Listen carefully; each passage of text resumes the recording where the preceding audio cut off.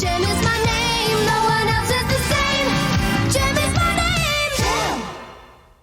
Do you know what an exquisite corpse is? Because I sure as heck didn't. According to this comic book, it's a chain story, or a round-robin story, or a creative work by game of telephone. So essentially, someone starts writing a story, and then passes it off to the next person who continues from there. Now, according to these rules, they don't see the whole block of story, they just see the last sentence.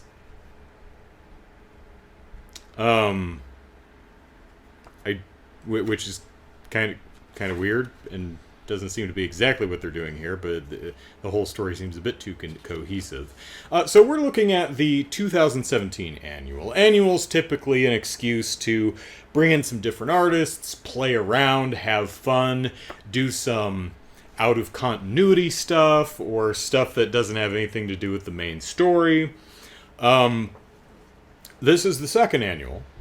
And what I've been impressed by with both of them is, yes, they are opportunities to bring in a variety of different artists and have fun with different styles and be a little bit more loose and goofy. But both of the annuals so far still are tying in events-wise and thematically to the main overarching narrative. And that's very cool to see. So, what you might guess is, oh, now that I know what an exquisite corpse story is that how they did this collection of 5 different stories? Did they have a, one writer write a story and then a second writer write the second part and so on and so forth? No. This... According to this page right here, it says written by Kelly Thompson, so she seems to have written the entire thing. But we do have a variety of new artists who I don't think we've seen yet, with the exception of Victoria Robato, who's been the colorist for most of the issues. So the premise here is the Holograms are going to go help the Starlight Girls rehearse for their Starlight Girls band. And the Starlight Girls are nowhere to be found. But what is this? A comic book sitting on the stage.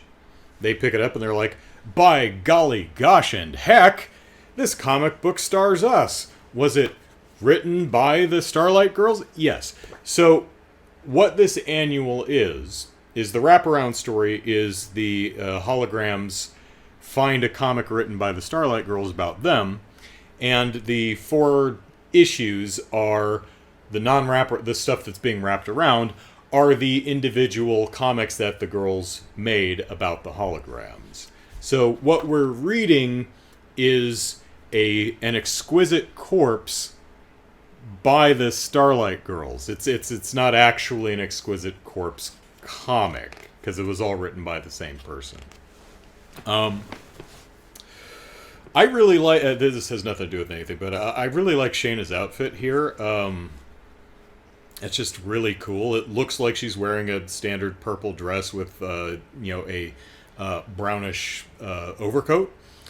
But it flares at the front in a way that makes it part of the dress. And I'd be really curious to know what the intended design behind this. Is it actually 2 pieces, or is it a set? Is she wearing a full purple dress with a open-waisted coat over it? I don't know. It's just a striking look, and I really like it. So there. Kimber's outfit's really cool too, and I think Roxy has. I guess I just like black and white. Roxy's dress, whenever she, not Roxy, Jetta. Jetta has a pretty slick dress too.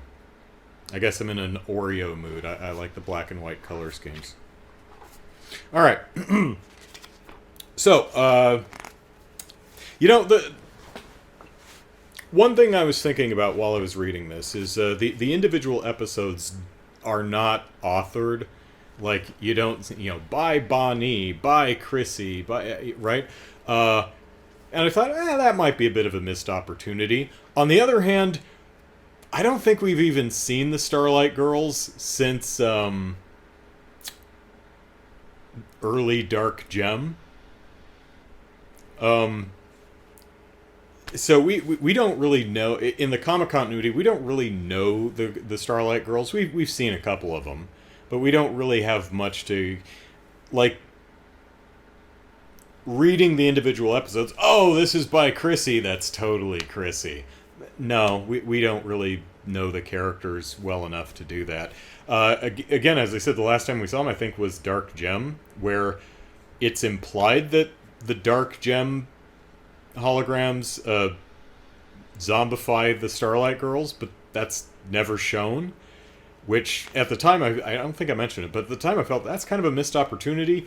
But again, we don't really know the girls, so that juxtaposition between their, dark eyeshadow gothy looks and what they looked before wouldn't be there wouldn't be much of much to contrast, because you just didn't know them. And same problem here, though. When we get to the ending wrapper, we do find out which of the girls wrote which piece. And sadly, because we don't know the Starlight Girls, there isn't really much meaning we can get out of that. It doesn't color our understanding of what was written, and that's a shame. But, I mean, you've only got so many pages, so, oh well. It is clear that the girls definitely are shipping Kimber and Stormer, because the whole comic is about that.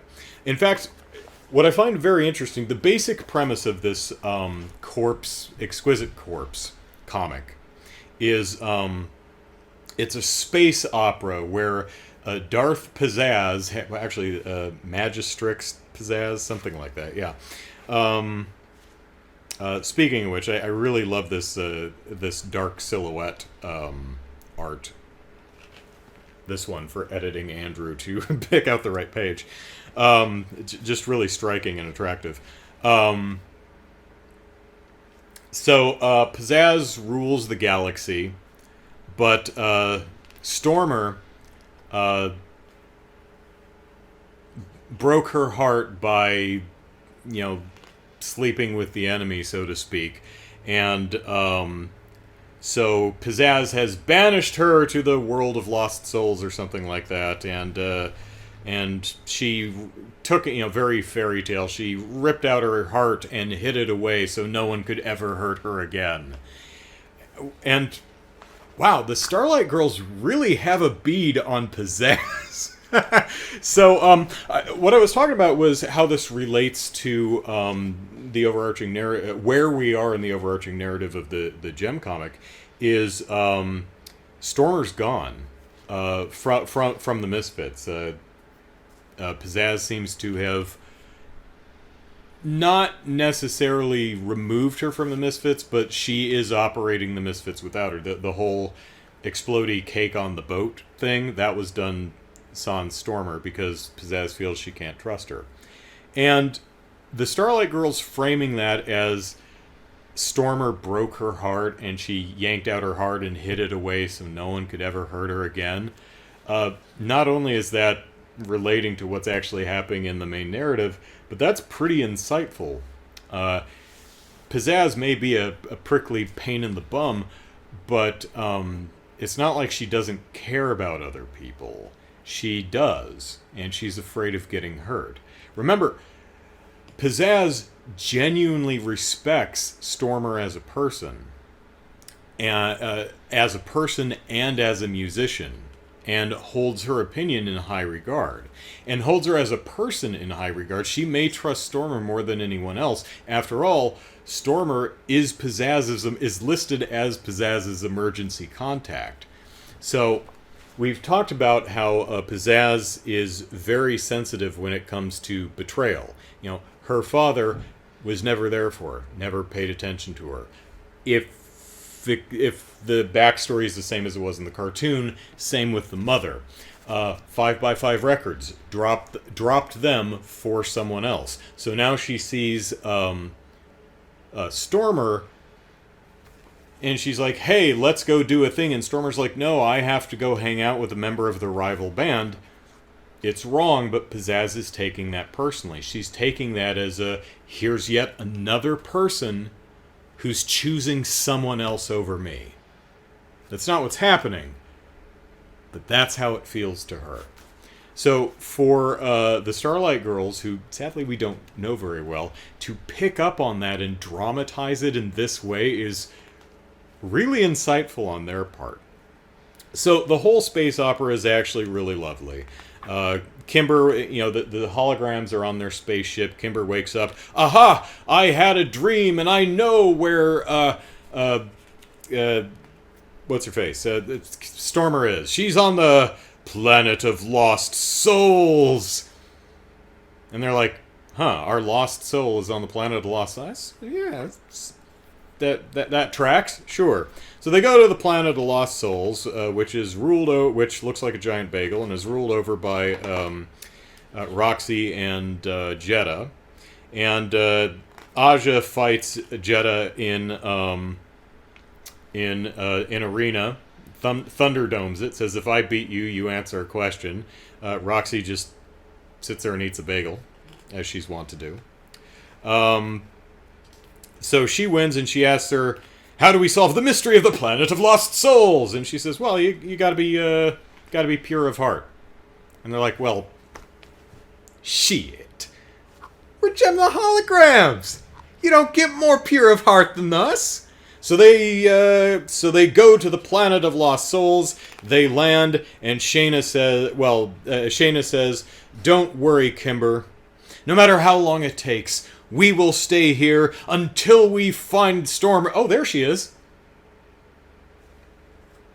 What I love about this is how it's poorly written. It's deliberately not well written.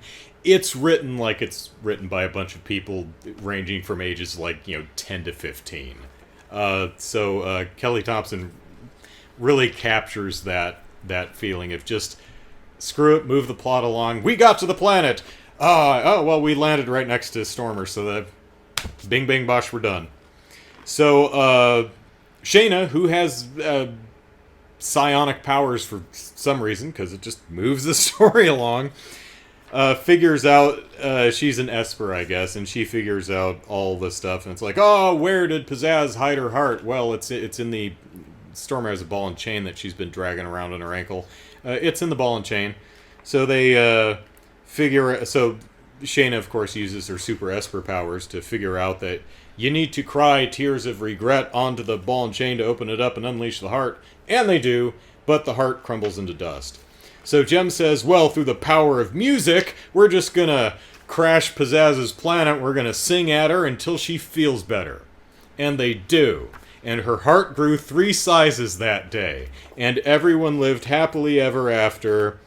The end. Well, the Holograms were pretty tickled by that comic book. And the girls were all hiding around the corner wondering if they liked it. And of course they did. So now we're going to rehearse. And Jerrica's feeling a little bad because JEM was in the comic, but Jerrica was not. And even though she is JEM, she points out that, the girls don't know that, though. Jerrica, I don't matter to them.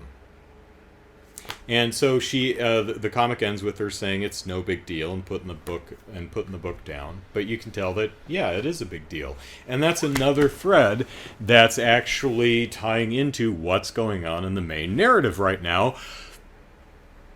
Clumsy though it may be, I've talked about how I don't think the execution is there, but where Jerrica is in the main narrative, that's what this is reflecting. She's in a place where she's retreating into the persona of JEM because that seems to be what everyone likes and everyone pays attention to, and she's feeling invisible as Jerrica.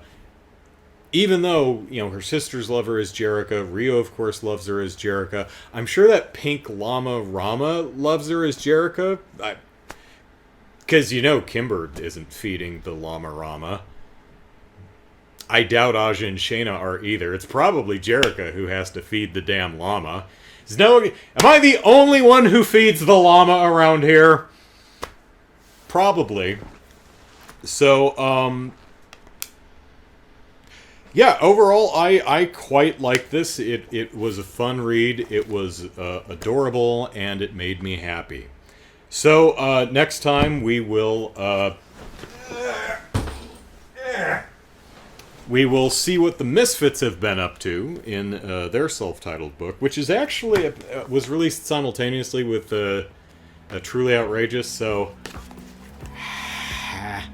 I guess this is fallout from the explodey boat and them figuring out the whole Rhea and Shayna thing and JEM and Jerrica, and this is just going to be what are the Misfits doing and how Stormer fits in the picture. Instead of speculating about what these books do, I'll just read them and let you know what I think.